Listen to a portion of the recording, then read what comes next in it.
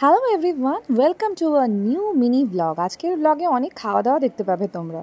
তো আমি গিয়েছিলাম আমার বরের সাথে, এটা তো তোমাদেরকে পরে দেখাচ্ছি, এটা একটু আগের ভিডিও।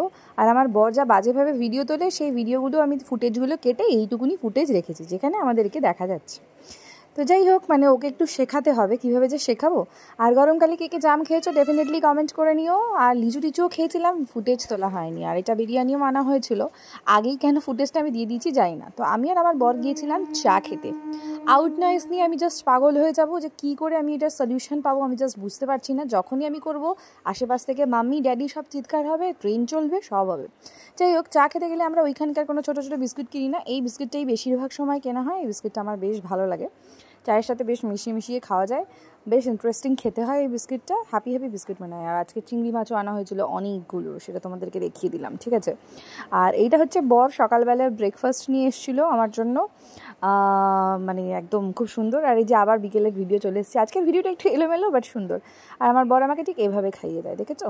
মানে কোনোরকম, এটা কি রোম্যান্টিক লাগলো তোমাদের? আর বিকেলবেলা হচ্ছে স্ন্যাক্স হিসেবে এটা শ্বশুরমশাই আমাকে খাইয়ে দিয়েছিল।